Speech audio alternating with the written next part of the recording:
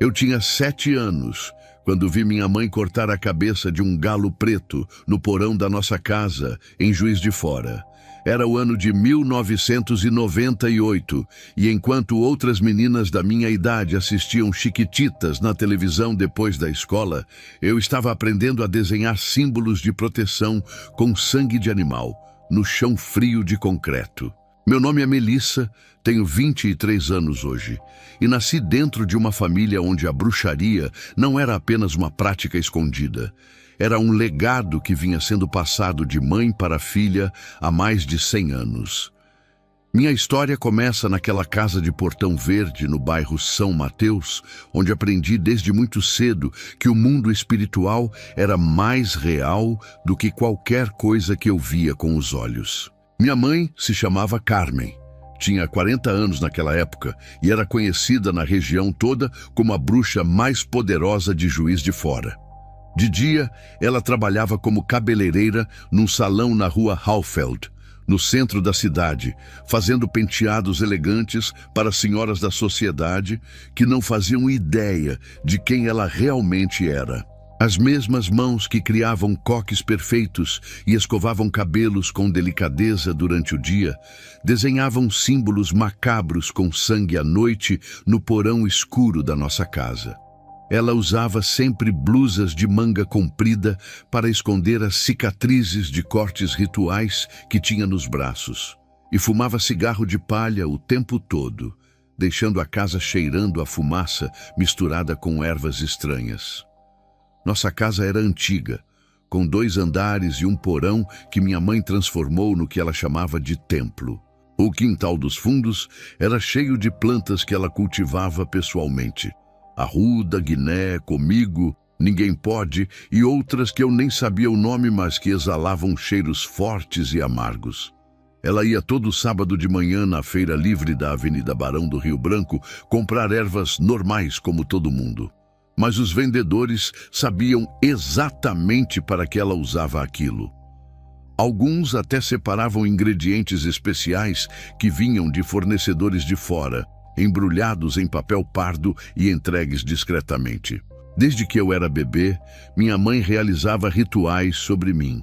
Ela contava com orgulho para as amigas bruxas dela que eu chorava de um jeito diferente quando ela acendia as velas pretas, que eu olhava para os cantos vazios do quarto como se estivesse vendo algo que ninguém mais via.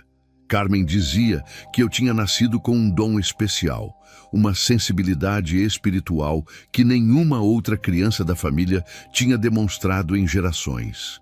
Ela acreditava que eu seria a bruxa mais poderosa de todas, capaz de coisas que nem ela conseguia fazer, e por isso me preparou desde o berço para esse destino que ela escolheu para mim.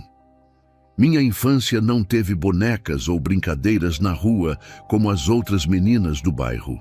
Enquanto minhas colegas de escola aprendiam a pular corda e brincar de casinha, eu estava no porão, aprendendo a identificar ervas venenosas pelo cheiro, a preparar poções seguindo receitas antigas escritas à mão em cadernos amarelados, e a memorizar símbolos e encantamentos em línguas que eu nem entendia. O cheiro de ervas queimando era tão comum na nossa casa quanto o cheiro de comida. Era arruda, guiné, alecrim do campo sendo queimados em tigelas de barro quase todas as noites. Aos 7 anos, comecei a participar dos rituais noturnos de verdade.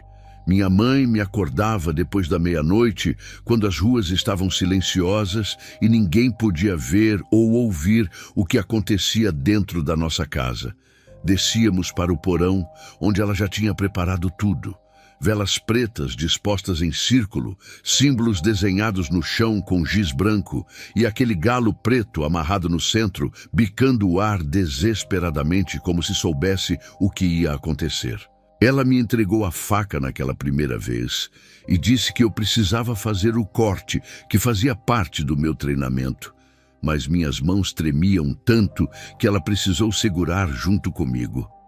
O que mais me assustava não era o sangue ou o sacrifício do animal, era o que acontecia depois, O ambiente do porão ficava gelado de repente, mesmo sendo março e ainda fazendo calor lá fora em Minas Gerais. Eu conseguia ver minha própria respiração formando nuvens de vapor no ar. Começavam os sussurros. Vozes baixas falando em idiomas que eu não reconhecia, vindas de todos os cantos ao mesmo tempo. Sombras se moviam pelas paredes, mesmo sem ter nada projetando aquelas sombras, se arrastando e mudando de forma como se estivessem vivas. Minha mãe via meu medo e sempre dizia a mesma coisa com aquela voz firme dela que não aceitava questionamentos. Ela falava que o medo era coisa de gente fraca, que eu tinha um destino de grandeza e poder ilimitado pela frente, e que aquelas entidades estavam apenas me reconhecendo como uma delas. Dizia que eu deveria me sentir honrada, escolhida, especial. Eu tentava acreditar nela porque era minha mãe e eu a amava, mas uma parte bem pequena e escondida dentro de mim gritava que aquilo estava errado. Na escola estadual onde eu estudava, eu era diferente das outras crianças e todo mundo percebia isso. Não tinha amigas de verdade porque eu não conseguia me relacionar normalmente. Enquanto elas falavam de desenhos animados e passeios no shopping, eu só conseguia pensar nos rituais da noite anterior. Algumas mães proibiam as filhas de brincar comigo porque sabiam quem era minha mãe. E as crianças repetiam em sussurros no recreio que eu era filha da bruxa do São Mateus.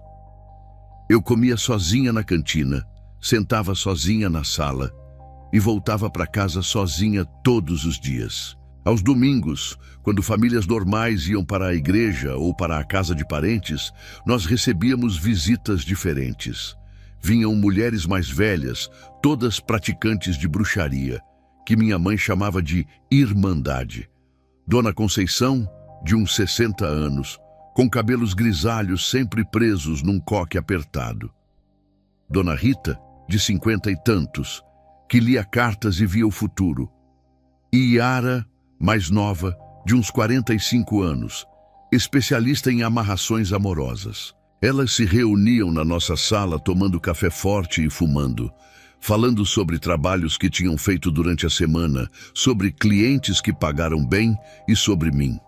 Todas elas me olhavam com uma mistura estranha de inveja e admiração que eu não entendia na época. Diziam que eu tinha o dom mais forte que já tinham visto em décadas, que minha aura era diferente, que as entidades me reconheciam como alguém especial. Dona Conceição colocava a mão enrugada e fria no meu rosto e dizia que eu seria maior que todas elas juntas, que o poder que eu iria ter seria incomparável. Minha mãe sorria com orgulho quando ouvia essas coisas, como se eu fosse um troféu que ela estava preparando para uma competição. Mas o que nenhuma delas sabia é que todas as noites, quando eu finalmente conseguia dormir depois dos rituais, eu tinha os mesmos pesadelos. Sonhava com um lugar escuro e gelado, onde ouvia gritos de desespero ecoando sem parar, onde sentia um medo tão profundo que me acordava suada e tremendo. Eu tinha apenas 7 anos e já carregava dentro de mim um pavor do que estava por vir, uma certeza terrível de que aquele caminho que minha mãe escolheu para mim terminava num lugar de onde não haveria volta. E eu estava certa. Mas levaria anos até eu descobrir o quão certa eu estava. E quase seria tarde demais para escapar. Era março de 2003 e eu tinha acabado de completar 12 anos. Minha mãe disse que chegou a hora de eu fazer meu próprio pacto oficial com as trevas, que até então eu tinha sido apenas uma aprendiz, mas agora seria uma bruxa de verdade.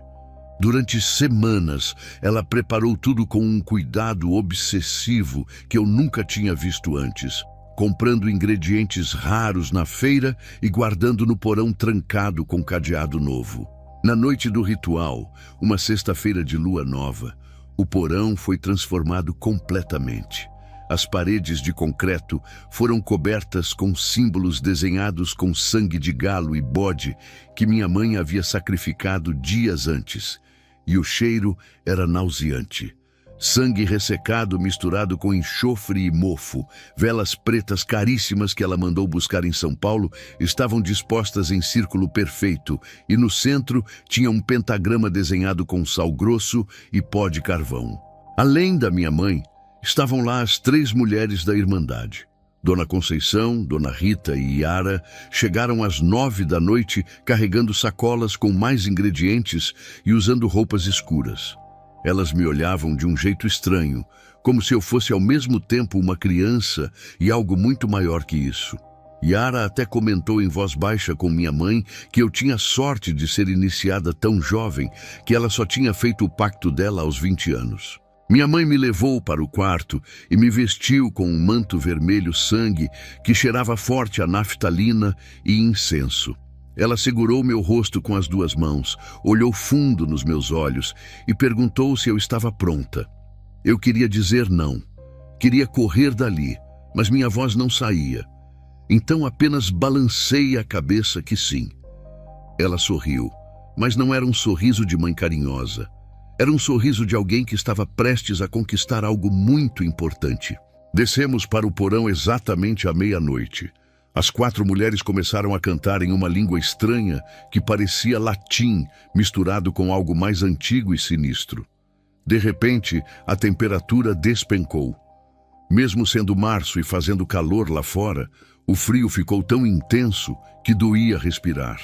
Todas as velas apagaram ao mesmo tempo, como se alguém tivesse soprado, mas de alguma forma ainda conseguíamos enxergar no escuro com uma luz que não vinha de lugar nenhum.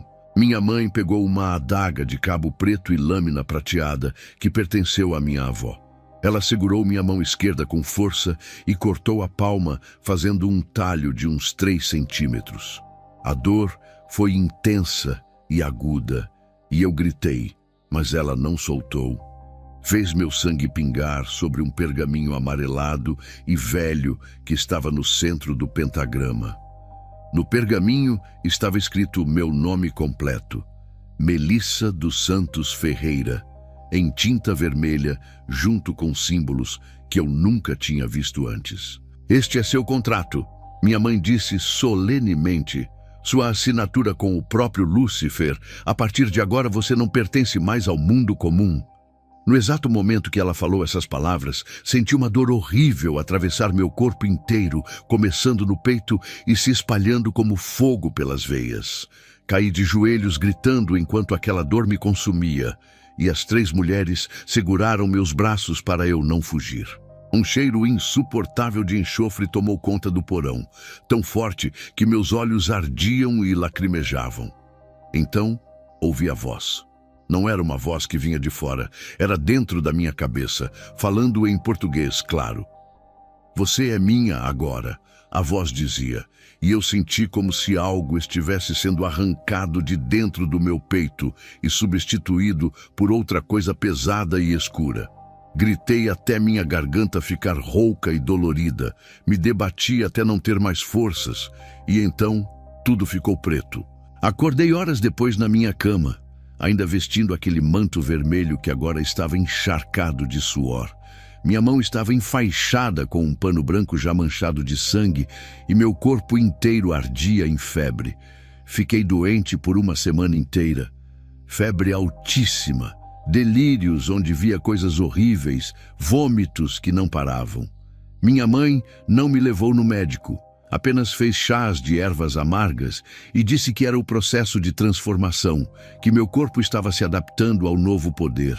Quando a febre finalmente passou e consegui levantar da cama, percebi que algo tinha mudado em mim de forma profunda. Eu conseguia sentir coisas que nunca senti antes. Sabia quando alguém ia chegar antes de bater na porta. Via sombras escuras ao redor de certas pessoas. Ouvia sussurros mesmo quando estava sozinha.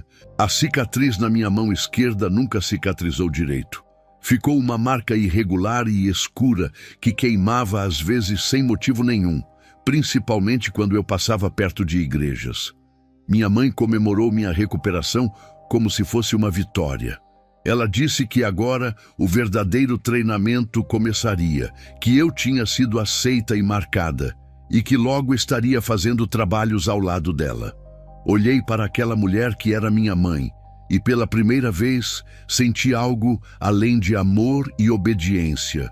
Senti medo do que ela tinha feito comigo e do que eu estava me tornando. Mas já era tarde demais. O pacto estava selado com meu próprio sangue e eu pertencia às trevas agora. Depois do ritual de sangue, minha vida mudou completamente. Comecei a desenvolver habilidades que me assustavam e fascinavam ao mesmo tempo. Coisas que não podiam ser explicadas de nenhuma forma lógica. A primeira coisa que percebi foi que eu sabia quando alguém ia morrer. Eu via uma sombra escura, quase como uma mancha de tinta preta, ao redor da pessoa, uns 3 ou 4 dias antes de acontecer. Vi isso pela primeira vez na Dona Irene, nossa vizinha idosa, que sempre rezava o terço alto quando ouvia barulhos estranhos vindos da nossa casa. Uma semana depois de eu ver aquela sombra em volta dela, Dona Irene foi encontrada morta dentro de casa. Disseram que foi ataque cardíaco súbito, mas eu sabia que não era só isso. Eu tinha visto a marca da morte nela. Aquilo me assombrou por semanas, mas minha mãe ficou impressionada e orgulhosa, dizendo que meu dom de vidência era extraordinário para alguém tão jovem. Ela começou a me testar, pedindo para eu dizer coisas sobre pessoas que ela conhecia, e eu acertava quase sempre. Na escola as coisas pioraram muito. Eu estudava na Escola Estadual Duque de Caxias, no centro de Juiz de Fora, e tinha uma colega chamada Juliana que me humilhava constantemente na frente de todo mundo. Um dia, ela rasgou meu caderno de propósito e gritou que minha mãe era maluca, que todo o bairro sabia que ela era bruxa e que eu provavelmente era doida também. A turma inteira riu de mim enquanto eu juntava as folhas rasgadas do chão, sentindo meu rosto queimar de vergonha e raiva. Aquela noite, peguei uma foto que Juliana tinha deixado cair no pátio da escola sem querer. Desci para o porão sozinha, acendi 3 velas pretas e queimei a foto pronunciando palavras que minha mãe me ensinou. Palavras em latim que eu nem entendia direito, mas que saíam da minha boca com uma facilidade assustadora. Senti uma energia estranha percorrer meu corpo enquanto a foto virava cinzas. E soube que algo tinha acontecido no mundo espiritual. 3 dias depois, Juliana caiu da escada da escola no intervalo. Quebraram os 2 ossos da perna e ela teve que fazer cirurgia. Ficou meses de cadeira de rodas. Todo mundo achou que foi acidente, mas eu sabia a verdade. Eu tinha feito aquilo acontecer. Senti uma mistura horrível de prazer pela vingança e medo do que eu era capaz de fazer com apenas uma foto e algumas palavras. Comecei a perceber o poder real que eu tinha nas mãos. O professor Marcos de matemática me reprovou de propósito, mesmo eu tendo estudado e feito todas as provas. Ele não gostava de mim porque sabia quem era minha mãe e deixava claro que achava que gente como nós não merecia estar ali. Fiquei tão furiosa que esperei ele sair da sala um dia e roubei alguns fios de cabelo da cadeira dele.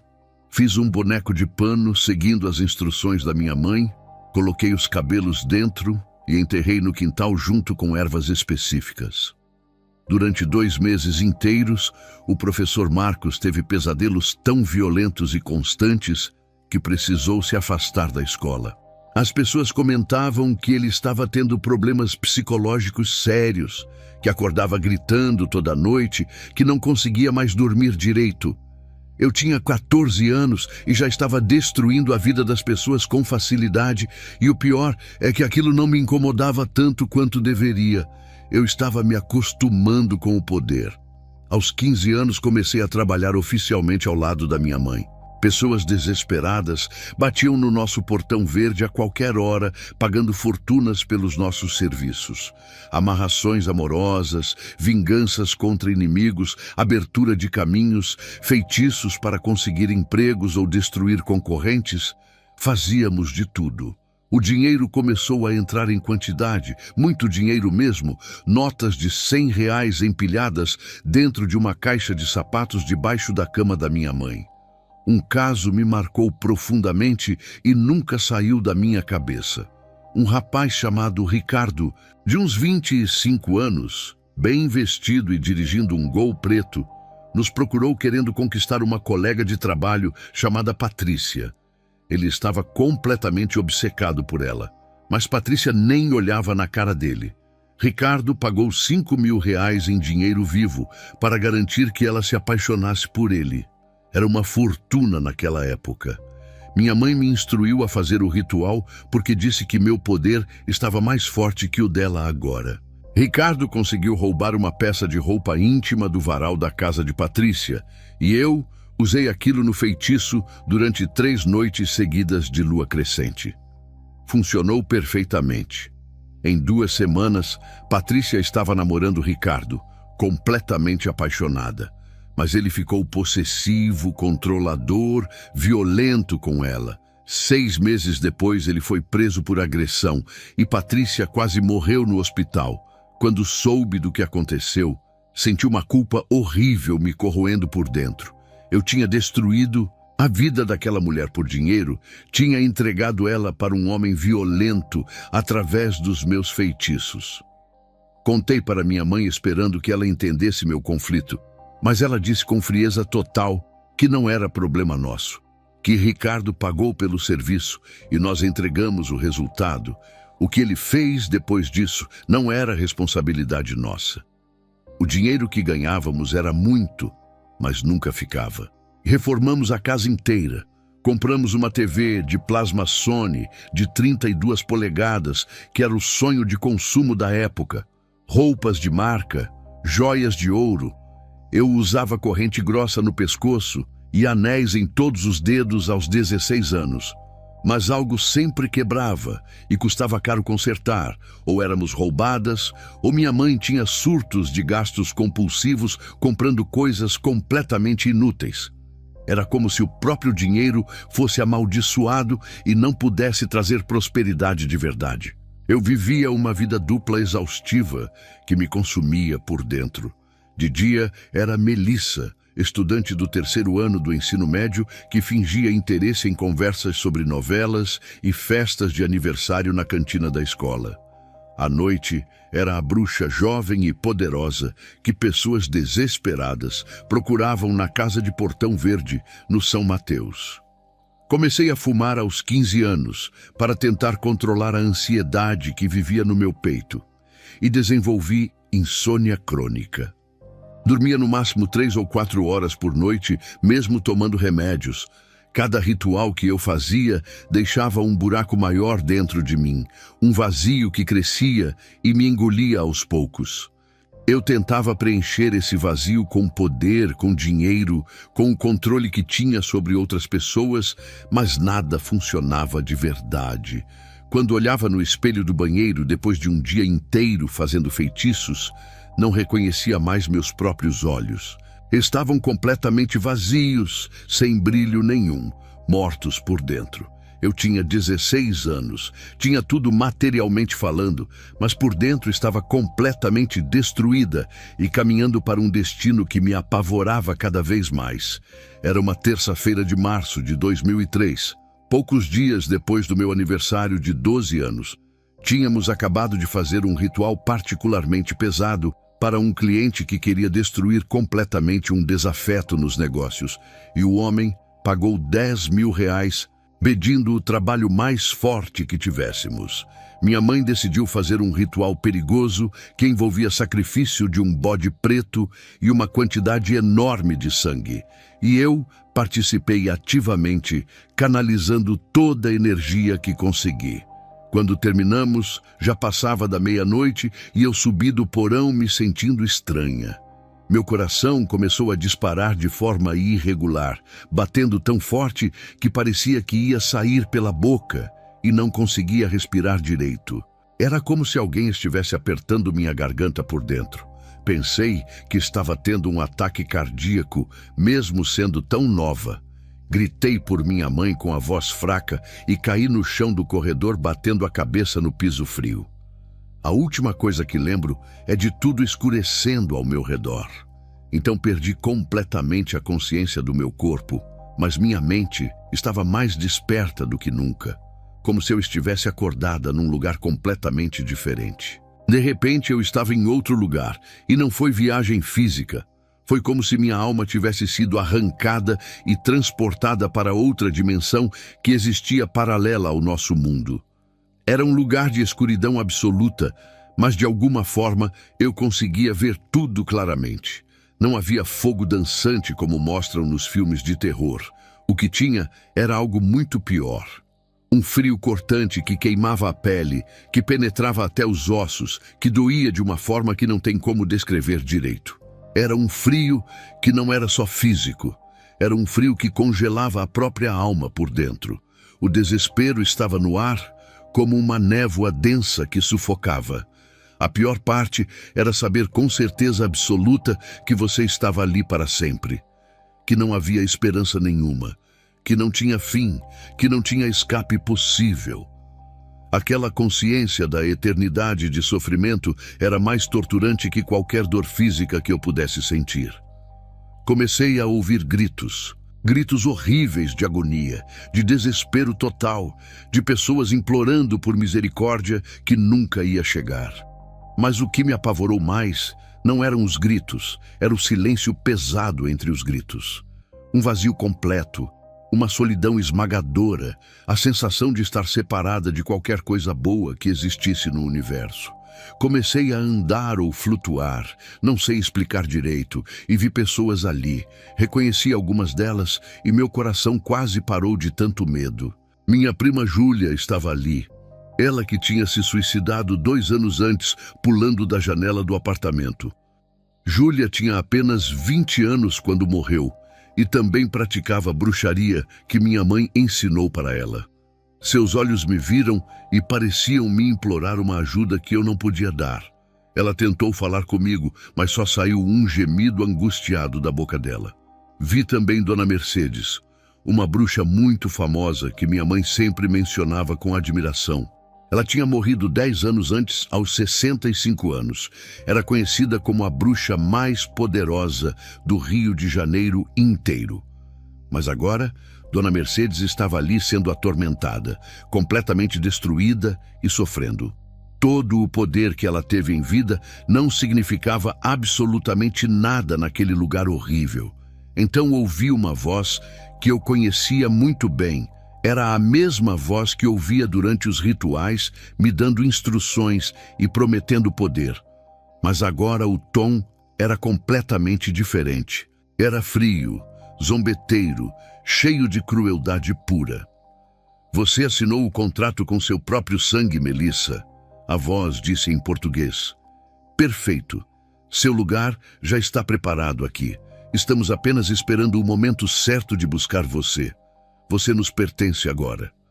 Vi então algo que me fez gritar com desespero. Uma corrente de metal escuro quase preto. E nela estava meu nome escrito, não com gravação mecânica, mas com o meu próprio sangue do ritual que fiz no meu aniversário de 12 anos. Acordei gritando e vomitando ao mesmo tempo, tremendo de forma descontrolada. Estava no chão do corredor e minha mãe segurava minha cabeça tentando me acalmar, mas tinha também uma menina da minha idade ajoelhada do meu lado orando baixinho. Era Ana, que morava com a tia a algumas casas da nossa rua e tinha ouvido meus gritos. Fiquei 3 dias inteiros de cama sem conseguir comer nada ou dormir, porque toda vez que fechava os olhos, via aquele lugar terrível novamente, via minha prima Júlia me implorando, via a corrente com meu nome esperando por mim. Contei cada detalhe da visão para minha mãe, esperando que ela entendesse meu terror. Ela me deu remédios Rivotril, que comprou sem receita numa farmácia de bairro, e disse com firmeza que foi apenas um teste espiritual, que as entidades estavam testando minha força e que eu precisava me fortalecer e não enfraquecer. Mas, pela primeira vez na minha vida inteira, eu duvidei completamente da minha mãe e de tudo que ela me ensinou. Se éramos tão poderosas, se tínhamos tanto controle, por que nosso destino final era aquele inferno horrível que eu vi com meus próprios olhos espirituais? Era agosto de 2003 e eu tinha acabado de entrar na faculdade de psicologia na Universidade Federal de Juiz de Fora. Tinha 18 anos, fumava quase um maço de cigarro por dia, vivia à base de café forte e Rivotril para controlar os ataques de pânico que ficaram constantes depois da visão do inferno. A vida continuava, mas eu estava vazia por dentro, apenas funcionando no automático e esperando o pior acontecer. Foi na aula de anatomia que conheci Ana pela segunda vez. Aquela menina que tinha orado por mim naquele dia terrível. Ela tinha 20 anos, cabelos castanhos presos num rabo de cavalo simples e usava roupas bem humildes, mas sempre limpas e arrumadas. Ana sentou do meu lado na primeira aula e começou a conversar de forma natural, perguntando meu nome como se não lembrasse daquele dia, de onde eu era, se estava nervosa com a faculdade. Respondi de forma curta e seca porque eu não fazia amigos, não confiava em ninguém, não queria ninguém perto de mim. Mas Ana não desistiu daquele jeito insistente dela. Durante 3 meses, ela foi apenas minha colega sem forçar nada. Me emprestava anotações quando eu faltava. Dividia o lanche dela quando via que eu não tinha trazido nada. Me ouvia reclamar da vida sem me julgar ou fazer perguntas demais. Aos poucos fui descobrindo sobre ela. Ana morava no bairro Manoel Honório com a avó Helena, que tinha 70 anos, e cuidava dos 2 irmãos menores, Júnior, de 15 anos, e Beatriz, de 12. A mãe dela tinha morrido de câncer de mama 2 anos antes, e o pai tinha abandonado a família quando Ana era pequena. Para ajudar nas contas de casa, Ana trabalhava das 2 da tarde às 8 da noite, como atendente na drogaria São Paulo, e depois ia direto para a faculdade no turno da noite. Ana não era perfeita nem santa, como aquelas pessoas irritantes que fingem ser melhores que todo mundo. Ela era real e humana. Reclamava das contas que não fechavam, fumava escondido da avó quando estava muito estressada, fazia piadas bobas que me faziam rir sem querer. Mas tinha uma fé em Deus que eu nunca tinha visto em ninguém. Sempre carregava uma Bíblia pequena e surrada na bolsa, orava baixinho antes das provas, agradecia antes de comer. Em novembro, eu tive um dia particularmente horrível. Tive outro ataque de pânico durante a aula de sociologia. Meu coração disparou. Suor frio escorreu pelo corpo inteiro e tive certeza absoluta que ia morrer ali mesmo na frente de todo mundo. Saí correndo da sala sem pedir licença e fui me trancar no banheiro feminino do 2º andar. Sentei no chão encostada na parede e chorei sem parar. Ana me encontrou ali uns 20 minutos depois. Ela não fez 1000 perguntas invasivas, nem tentou me analisar. Apenas sentou no chão sujo do banheiro do meu lado e me abraçou, ficando ali comigo em silêncio por quase meia hora.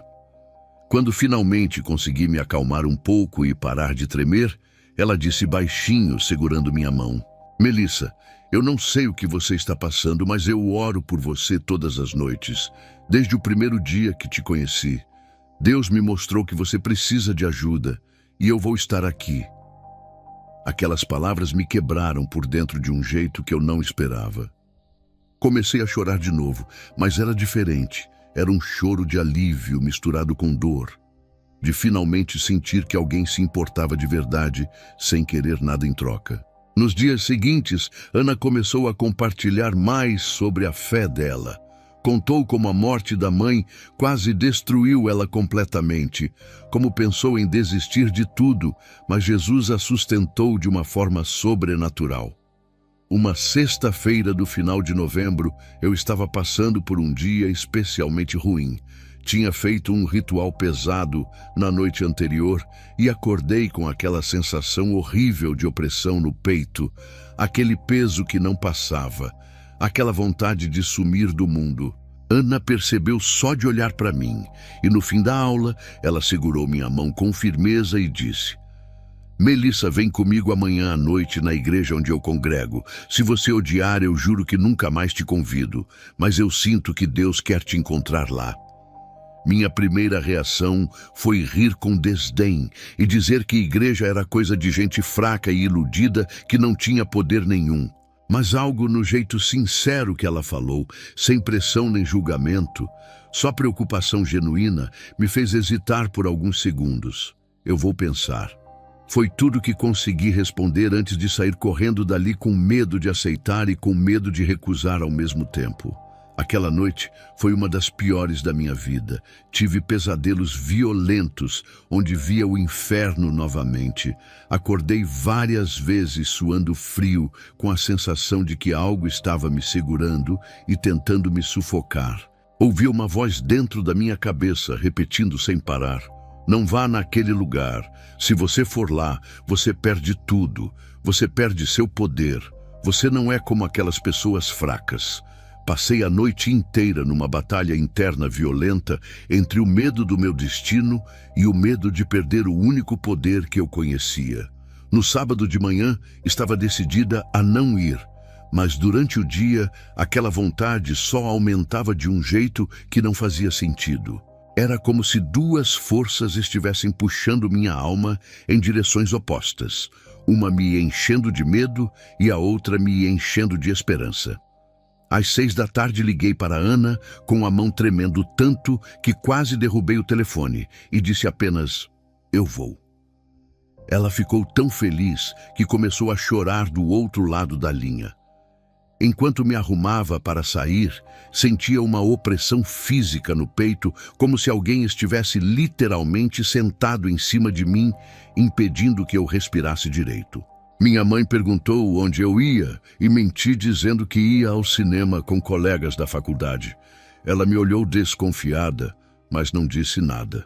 O gato Belial, aquele gato preto de olhos amarelos que minha mãe dizia ser um guardião espiritual, me encarou de um jeito sinistro quando passei pela sala. Era como se ele soubesse exatamente onde eu estava indo. Ana me buscou às 7 da noite e fomos a pé até a igreja que ficava na Avenida Getúlio Vargas, perto do terminal de ônibus. Era um salão alugado em cima de um mercadinho com uma placa simples escrito Igreja Evangélica Pentecostal Emanuel. Subimos uma escada externa de metal enferrujado e entramos num salão de uns 100 metros quadrados. Cadeiras de plástico brancas, um banner na parede escrito Jesus Cristo é o Senhor e um pequeno palco com instrumentos musicais. Tinha umas 50 pessoas ali, a maioria mulheres, alguns jovens, famílias simples com crianças correndo entre as cadeiras. Todos vestidos de forma bem humilde, muitos de chinelo, nada luxuoso ou impressionante. Minha primeira reação foi de desprezo. É só isso. Esse lugar pobre vai me ajudar com alguma coisa. Mas quando as pessoas começaram a cantar, acompanhadas de violão, pandeiro, teclado e baixo, senti algo completamente diferente de tudo que eu já tinha sentido na vida. Não era aquela energia pesada e opressiva dos rituais que me deixava exausta e vazia. Era algo leve, puro, que trouxe uma sensação estranha de paz que eu não conhecia. E aquilo me incomodou profundamente porque não fazia sentido. Comecei a suar frio, minhas mãos tremiam, meu coração acelerava descontrolado.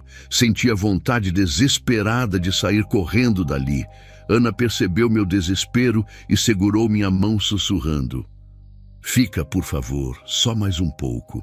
O pastor subiu ao púlpito e era um homem negro de uns 50 anos, magro, de óculos, usando calça social preta e camisa branca simples. Ele se apresentou como pastor Joaquim e começou a falar com uma voz calma, mas com uma autoridade espiritual que eu senti no meu íntimo.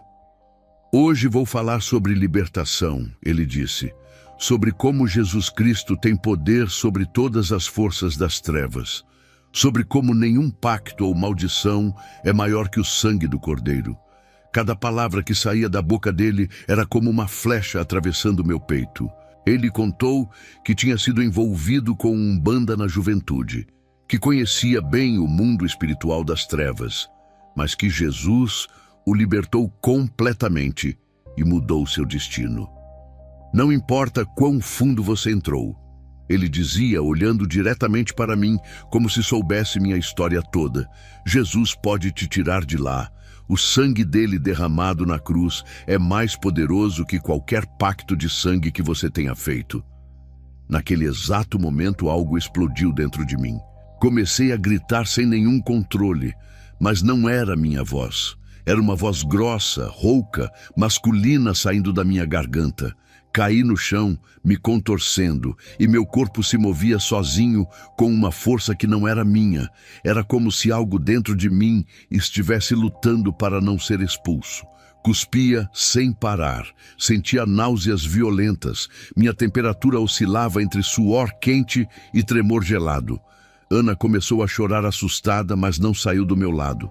O pastor Joaquim desceu do púlpito com calma e se ajoelhou perto de mim. Outras 5 pessoas vieram também. 2 senhoras, um jovem e um casal. Eles colocaram as mãos sobre mim e começaram a orar. Não gritavam como loucos, mas oravam com autoridade declarando o nome de Jesus. Uma das senhoras, que depois eu soube que se chamava Dona Maria, segurava minha mão e dizia baixinho: "Filha, Jesus te ama. Você vai ficar livre." A batalha durou 4 horas que pareceram uma eternidade. Havia momentos que eu voltava a mim. Chorava desesperada pedindo ajuda e depois a manifestação voltava ainda mais forte. Em determinado momento falei coisas em latim, um idioma que eu nunca estudei formalmente, e revelei segredos de pessoas da igreja que eu não poderia saber de jeito nenhum. O pastor Joaquim não se assustava com nada. Continuava firme orando e declarando a autoridade de Jesus sobre minha vida. Durante aquela batalha horrível, tive visões rápidas como flashes. Via o inferno novamente, via aquele demônio com quem fiz pacto gritando furioso que eu era propriedade dele. Mas também via luz. Uma luz tão forte e pura que não machucava os olhos, e via uma figura que eu sabia no meu espírito que era Jesus com as mãos estendidas na minha direção. Ouvi a voz dele, não com ouvidos físicos, mas dentro da minha alma. Você sempre foi minha, eu paguei por você na cruz, você só precisa aceitar. Em um momento de clareza entre as manifestações, eu tinha que fazer uma escolha. Com o pouco de força que me restava, com a voz fraca e rouca de tanto gritar, eu disse as palavras mais importantes da minha vida inteira. Jesus me ajuda, eu escolho você, eu não quero mais isso, me liberta, por favor. Imediatamente senti algo saindo de dentro de mim. Não vi nada fisicamente, mas senti com cada fibra do meu ser. Era como se correntes invisíveis que sempre estiveram amarradas em mim estivessem se quebrando uma por uma, fazendo um barulho espiritual ensurdecedor. Soltei um grito longo e diferente de todos os outros. Era um grito de alívio misturado com dor. Depois caí completamente exausta no chão da igreja, encharcada de suor da cabeça aos pés, mas sentindo algo que nunca tinha sentido antes na vida. Leveza verdadeira. Fiquei ali deitada por uns 20 minutos, apenas chorando mansamente, enquanto Ana me abraçava. E pela primeira vez em 18 anos, eu senti paz de verdade. Uma paz que não vinha de poder ou controle, mas de algo muito maior. O pastor Joaquim me ajudou a sentar e me deu água. Ele explicou com calma que aquela foi a primeira batalha e que eu venci, mas que precisava me manter firme porque eles iam tentar voltar. Me orientou sobre oração, leitura da Bíblia, jejum e me deu o número do telefone dele, dizendo que podia ligar a qualquer hora se precisasse. Cerca de 15 pessoas ficaram ali comigo, mesmo depois do culto ter acabado, orando, me acolhendo, me fazendo sentir parte de algo pela primeira vez. Cheguei em casa às 6 da manhã do domingo.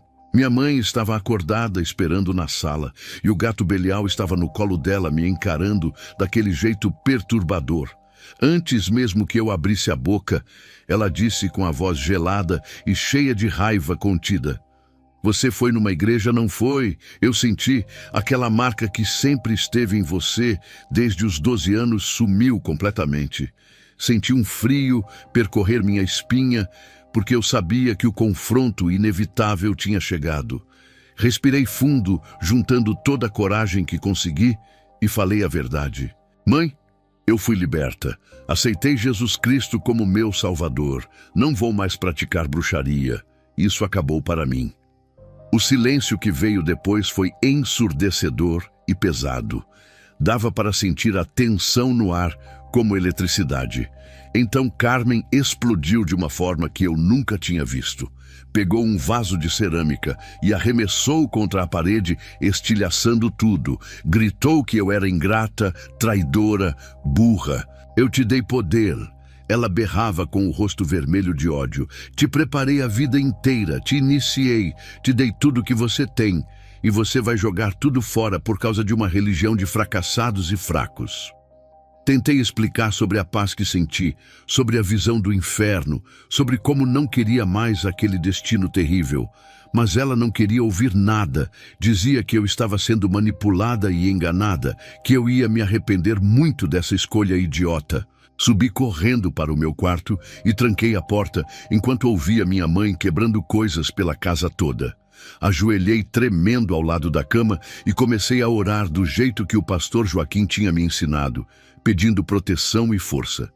Naquela mesma noite, por volta das 2 da manhã, acordei com barulhos vindos do porão, desci silenciosamente e vi luz acesa lá embaixo.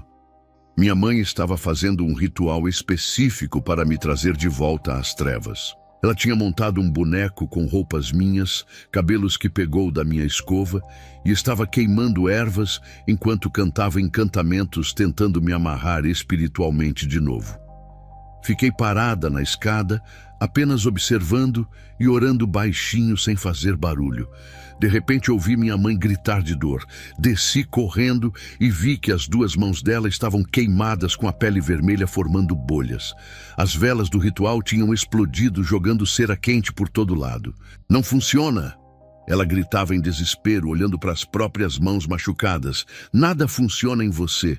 O que fizeram com você? Ajudei ela a subir, lavei as queimaduras com água fria e passei pomada. Mas ela chorava não de dor física.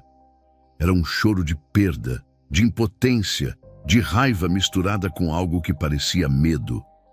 Durante os 2 meses seguintes, vivi um verdadeiro inferno dentro da minha própria casa. Minha mãe fazia rituais todas as noites, tentando me atingir de alguma forma. O ambiente estava tão pesado e opressor que mal conseguia respirar direito quando estava em casa. Ela começou a trazer outros praticantes para tentar me amaldiçoar, inclusive um homem gordo de uns 60 anos chamado Severino, que era conhecido por fazer trabalhos muito pesados. Ele entrou no meu quarto sem pedir licença. Me encarou por longos segundos em silêncio, balançou a cabeça e disse para minha mãe: Desiste, Carmen. Ela está protegida agora, tem algo maior guardando ela. Se você insistir, quem vai se prejudicar é você. Mas minha mãe não aceitou e continuou tentando. Mesmo liberta, eu sofria ataques espirituais terríveis. Acordava toda a madrugada às 3 horas em ponto, com paralisia do sono. Sentia uma presença maligna no quarto, um peso esmagador no peito como se alguém estivesse sentado em cima de mim tentando sufocar. Não conseguia gritar nem mover. Só conseguia orar mentalmente repetindo o nome de Jesus até conseguir me mexer novamente.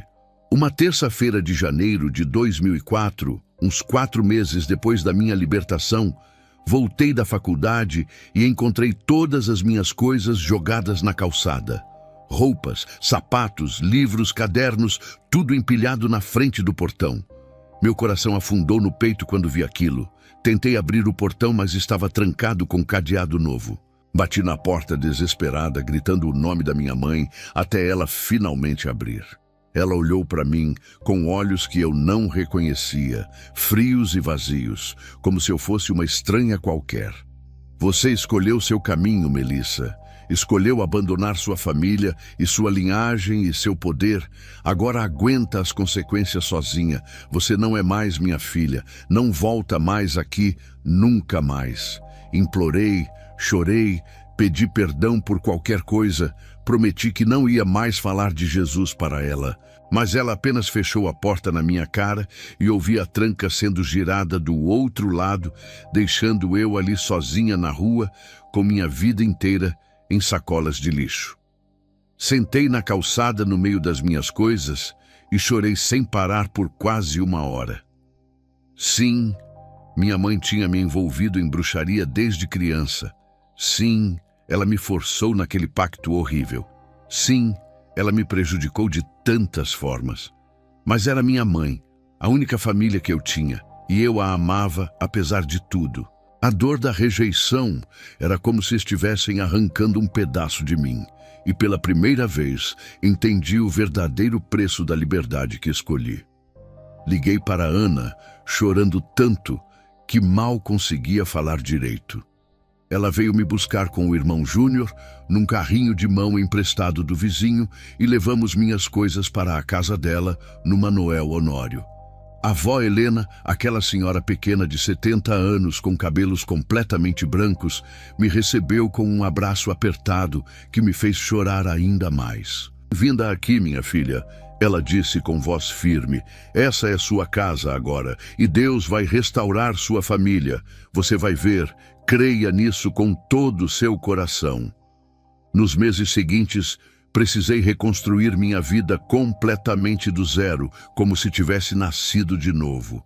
Consegui um emprego no supermercado Bahamas, na Avenida Brasil, repondo produtos no turno da noite, das 10 da noite até às 6 da manhã.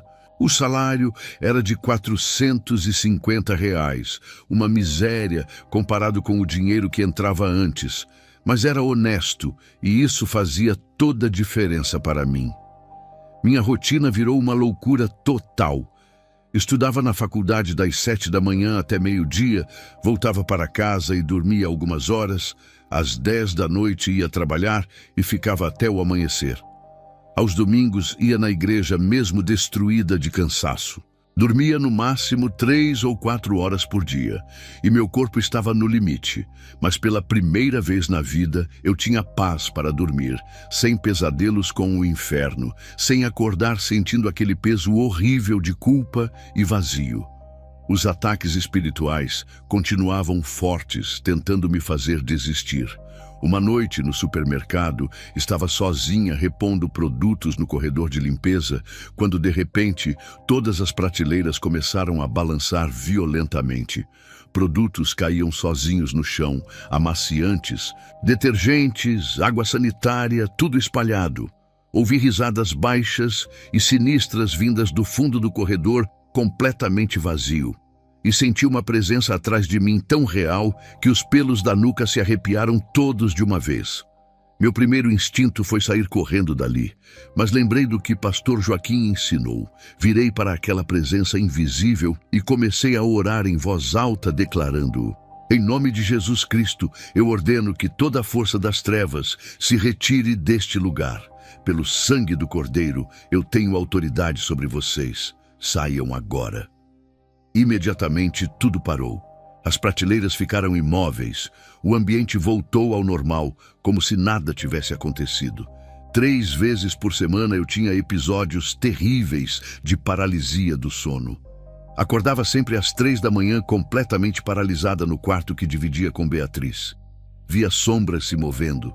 Sentia peso no peito me sufocando. Beatriz, que tinha apenas 12 anos, acordava com meus gemidos abafados e começava a orar em voz alta até que eu conseguisse me mover de novo. Aquela menina tinha uma fé impressionante que me envergonhava às vezes. Num sábado à tarde, estava andando pela rua Halfeld quando encontrei Ricardo, aquele rapaz do feitiço amoroso que destruiu a vida de Patrícia. Ele tinha saído da prisão havia poucas semanas e me reconheceu na hora. "Sua bruxa desgraçada!" Ele gritou no meio da rua cheia de gente. "Você destruiu minha vida. Por sua causa fui preso. Perdi tudo. Vou destruir você também." As pessoas pararam para olhar. E eu fiquei paralisada de medo enquanto ele vinha na minha direção com os punhos cerrados. 2 seguranças de uma loja próxima vieram correndo e seguraram ele enquanto eu corri desesperada. Fui direto para a delegacia e fiz boletim de ocorrência porque o medo era real. Aquele homem me culpava por tudo de ruim que aconteceu e, tecnicamente, ele tinha razão. Eu fiz aquele feitiço que alimentou a obsessão doentia dele. E a culpa me corroía por dentro, mesmo sabendo que Jesus tinha me perdoado. O isolamento social era outro preço pesado que pagava todo dia. Na faculdade, os rumores sobre meu passado se espalharam rapidinho. As pessoas cochichavam quando eu passava. Alguns colegas mudavam de lugar quando eu sentava perto. Outros me olhavam com uma curiosidade mórbida, fazendo perguntas invasivas sobre bruxaria. Eu só queria ser vista como a pessoa nova que me tornei em Cristo. Mas a sociedade não esquece o passado das pessoas facilmente. Tinha dias que a tentação de voltar era tão forte que chegava a doer fisicamente. Olhava minha vida destruída, sem família, sem dinheiro, trabalhando de madrugada por um salário mínimo, estudando exausta, sozinha. Lembrava de quando tinha poder, dinheiro fácil, quando as pessoas me respeitavam por medo. A comparação era brutal e a vontade de desistir de tudo era quase irresistível nesses momentos de fraqueza. Mas sempre que a tentação ficava forte demais, eu fechava os olhos e voltava mentalmente para aquela noite da libertação. Lembrava daquela paz sobrenatural que senti. Lembrava da visão do inferno e da certeza do meu destino se continuasse naquele caminho. Abri a minha Bíblia surrada que Ana me deu e lia Filipenses 4, versículo 13, até acreditar de novo. Tudo posso naquele que me fortalece. E assim, um dia de cada vez, eu continuava firme mesmo quando tudo dentro de mim gritava para desistir. Era agosto de 2007. 4 anos tinham se passado desde minha conversão. Eu tinha 22 anos, estava me formando em psicologia, já trabalhava como estagiária no CAPS de Juiz de Fora, ganhando um pouco melhor. Estava noiva de Marcelo havia 6 meses, um rapaz da igreja que conheci 2 anos antes, e planejávamos casar em dezembro. Minha vida estava completamente diferente, mas nunca deixei de orar pela minha mãe todos os dias sem falta. Durante aquele ano, comecei a ter sonhos recorrentes com ela. Sempre era minha mãe pedindo ajuda, estendendo as mãos para mim, mas eu acordava antes de conseguir alcançá-la. Contei para o pastor Joaquim e ele disse: Melissa, Deus está preparando algo, continue orando e crendo, a salvação da sua mãe está próxima. A avó Helena, que já estava com 82 anos e bem fraquinha, dizia sempre: Vou morrer em paz, porque vou ver sua mãe salva antes de partir. Deus me mostrou isso. Era uma quinta-feira, 23 de agosto, 9 da noite. Eu estava estudando quando meu celular tocou. Era um número que eu não conhecia e quase não atendi, mas algo me fez aceitar a ligação. Era Dona Irene, uma vizinha nova da minha mãe que eu não conhecia, dizendo com voz preocupada: Melissa, sua mãe está muito mal. Ela está pedindo por você. Acho melhor você vir rápido aqui. Meu coração disparou na hora e minhas mãos começaram a tremer. Marcelo estava comigo e se ofereceu para ir junto. Pegamos 2 ônibus até o São Mateus. Durante todo o trajeto, meu coração estava acelerado e as mãos suando frio. Não sabia o que esperar, depois de 4 anos sem ver nem falar com ela. Quando chegamos na casa, o portão verde estava aberto, a pintura descascada, o quintal cheio de mato crescido. A casa, que antes era bem cuidada, agora estava abandonada e decadente, com um cheiro forte de mofo que dava para sentir da rua. Dona Irene nos recebeu na sala e apontou para o andar de cima. Ela está no quarto. Está muito ruim, menina. Eu tento ajudar, mas ela não aceita ir para o hospital de jeito nenhum. Subi as escadas devagar, com o coração na garganta. Bati na porta do quarto e ouvi uma voz fraca dizendo: Entra. Abri a porta e o que vi me chocou tanto que precisei segurar no batente para não cair. Minha mãe estava irreconhecível, deitada numa cama suja. cabelos completamente brancos e desgrenhados, pele amarelada e sem vida, tão magra que os ossos apareciam por baixo da pele fina. Mas o pior eram os olhos, completamente vazios e apavorados com olheiras roxas profundas. Quando me viu, começou a chorar daquele jeito desesperado, que parte o coração. Melissa, minha filha, você veio. Me ajuda, pelo amor de Deus, me ajuda, por favor. Sentei na beira da cama e segurei aquela mão fria e trêmula. Mãe, o que aconteceu com você? Perguntei, tentando não chorar. Ela começou a contar entre soluços que, depois que me expulsou, mergulhou ainda mais fundo na bruxaria, querendo compensar minha saída. Fez pactos mais pesados, rituais mais perigosos, invocações mais arriscadas. No início, o poder aumentou muito, mas depois de uns 2 anos, as coisas viraram completamente contra ela. Os demônios viraram contra mim. Melissa, ela dizia, tremendo de medo, tudo que fiz para os outros durante anos, agora estão fazendo comigo. Não durmo há meses, tenho pesadelos horríveis todas as noites. Vejo vultos andando pela casa, ouço vozes ordenando que eu me mate. Ela levantou os braços, mostrando cicatrizes de cortes nos pulsos. Já tentei 2 vezes, uma com remédios e outra me cortando. A dona Irene me salvou nas 2 vezes. Eles dizem que vão me levar, que meu tempo acabou, que eu vou para o inferno. Vou ser honesta, uma parte pequena de mim quis dizer, eu avisei, você escolheu isso. Todo o sofrimento que ela me causou voltou de uma vez. A infância roubada, o ritual forçado, a expulsão de casa, a dor toda.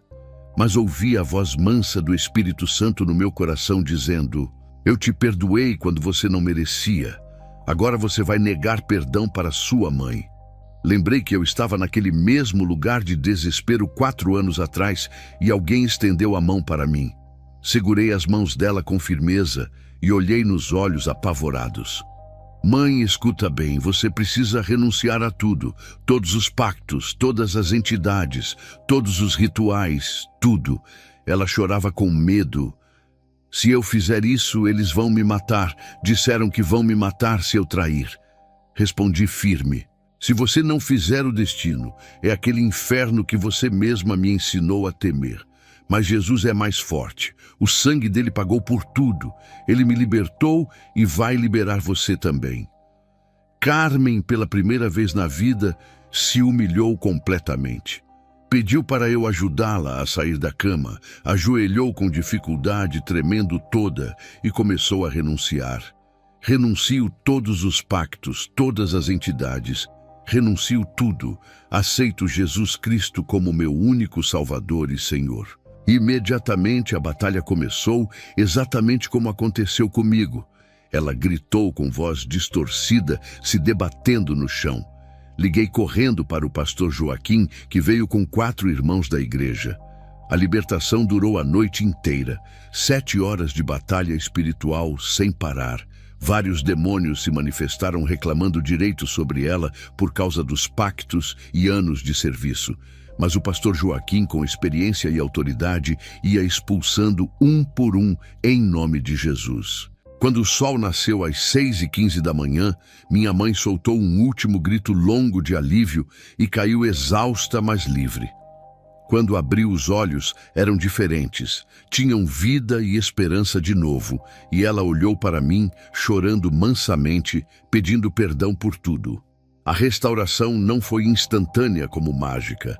Foi um processo longo e difícil, com avanços e recuos. Minha mãe foi morar comigo, e Marcelo, depois que casamos em março de 2008, adiamos o casamento 3 meses especificamente para cuidar dela primeiro. Alugamos uma casa pequena de 2 quartos no bairro Bom Pastor. Ela dormia no quarto menor e tinha que fazer acompanhamento psicológico para tratar depressão severa e síndrome do pânico. 2 meses após a libertação, organizamos o que chamamos de queima definitiva. Voltamos para a casa antiga no São Mateus e reunimos absolutamente tudo relacionado à bruxaria, livros antigos, velas, ervas, símbolos, roupas de ritual, aquele caderno de sangue onde estavam todos os pactos. O irmão Benedito, que tinha um sítio, nos levou até lá com o pastor Joaquim e mais 15 pessoas da igreja. Fizemos uma fogueira enorme no meio do terreno. Minha mãe pegou o caderno de sangue com as mãos tremendo, mas com determinação no rosto. Jogou no fogo, declarando em voz alta: "Todo pacto está cancelado pelo sangue de Jesus Cristo. Toda maldição de gerações está quebrada. Minha linhagem agora pertence ao Senhor." Ficamos 4 horas ali, enquanto tudo queimava completamente até virar cinzas. E foi um momento de fechamento definitivo, de virada de página, que não volta mais atrás. A transformação da minha mãe foi profunda e visível para todo mundo que conhecia ela. Voltou a cuidar da aparência, mas com dignidade e não vaidade doentia, engordou uns 15 quilos, voltando ao peso saudável.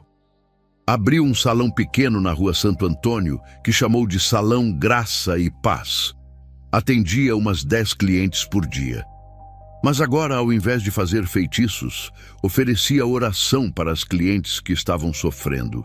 E muitas se converteram depois de ouvir o testemunho dela. Começamos a ministrar juntas em igrejas de Juiz de Fora e cidades vizinhas. Nosso testemunho era muito poderoso, porque éramos 2 gerações libertas, mãe e filha que serviam às trevas e agora serviam a Cristo. Pessoas envolvidas com o ocultismo nos procuravam desesperadas pedindo ajuda, e ao longo dos anos ajudamos a libertar dezenas de pessoas. Luciana, aquela ex-colega bruxa, nos procurou em 2009, completamente destruída, e foi liberta também. Hoje, congrega numa igreja em Belo Horizonte. Ricardo, o rapaz do feitiço que me ameaçou na rua, nos encontrou numa campanha evangelística na Praça da Estação em 2010.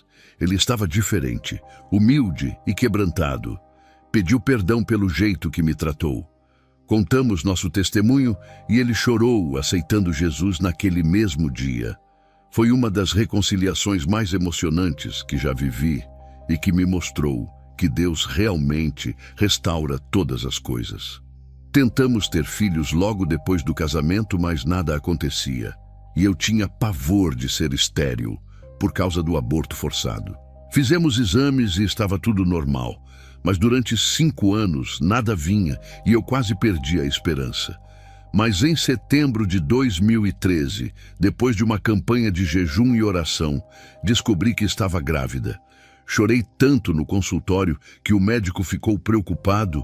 Era um milagre que achei que nunca teria. Graça nasceu em maio de 2014, saudável e perfeita. Minha mãe chorou ao segurá-la pela primeira vez, dizendo: "Essa menina vai ser criada na luz. A maldição acabou, a linhagem de trevas acabou aqui." Hoje, Graça tem 11 anos, ama Jesus de verdade, canta no grupo infantil da igreja e já memorizou dezenas de versículos. Ela sabe da nossa história de forma apropriada e diz que quer ajudar pessoas como Jesus ajudou a vovó e a mamãe. Hoje, em 2025, sou psicóloga especializada em aconselhamento de pessoas que saíram do ocultismo. Fiz mestrado sobre traumas religiosos. Atendo pelo SUS e voluntariamente na igreja é minha missão de vida. Minha mãe tem 63 anos, é intercessora e lidera o grupo de mulheres, ministra sobre libertação e perdão. Moramos na mesma rua, ela no número 32, numa casa que comprou com economias do salão. E nós, no 47. Não vou mentir dizendo que é tudo perfeito. Minha mãe ainda tem pesadelos ocasionais e eu luto com memórias dolorosas. Mas a diferença é que agora temos ferramentas para lidar. Oração, comunidade, terapia, palavra de Deus.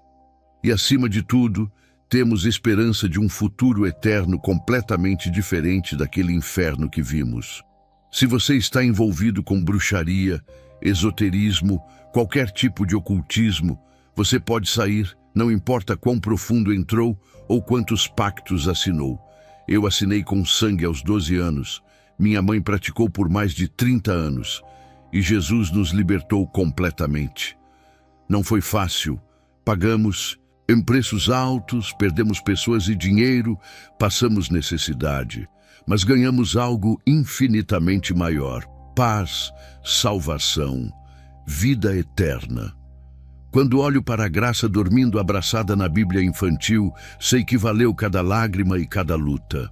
O diabo prometeu poder, mas entregou escravidão e inferno. Jesus prometeu liberdade e deu vida nova. O sangue de Jesus derramado na cruz é infinitamente mais poderoso que qualquer força das trevas, qualquer pacto, qualquer maldição. Se ele fez por mim e minha mãe, pode fazer por você também. Basta clamar de coração: Jesus, eu preciso de ti, me liberta, me salva, eu escolho o teu lado.